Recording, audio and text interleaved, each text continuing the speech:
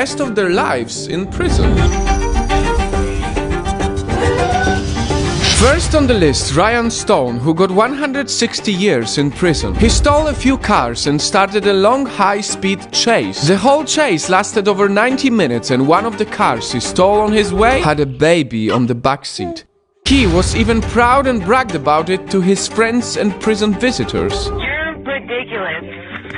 But when he hears the insanely long sentence, there was a shift in his tone.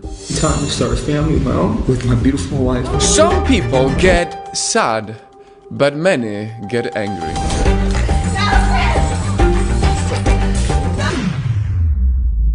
Judge Jumper.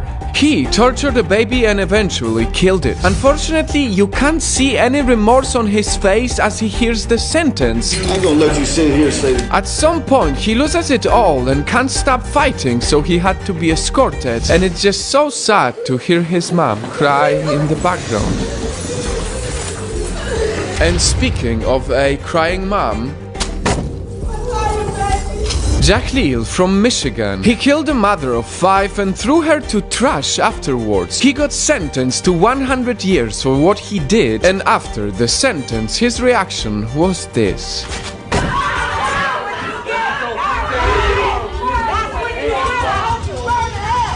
This is pretty disturbing. How can you have this little remorse for your actions? But hey, I don't want to talk too much. Or I'll end up like this guy. In the state of Louisiana, one convict couldn't stop talking as the judge was trying to announce the sentence. He was talking and talking until finally the judge lost his patience. I'm gonna gag you in 1 second, so just listen to me. He put a tape on his mouth, which still didn't work.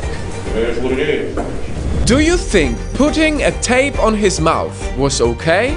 Or was it wrong? On the other hand, a guy who did not talk at all was this teenager who murdered an elderly woman. Not only was he smiling as the judge announced the sentence, but also he decided to take a nap.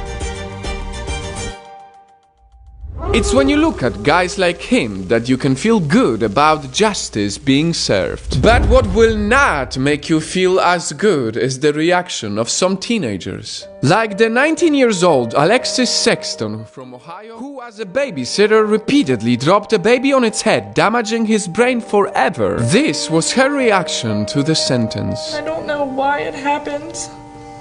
It scares me. Another teenager, Fernando Salgado from California, couldn't take his sentence too.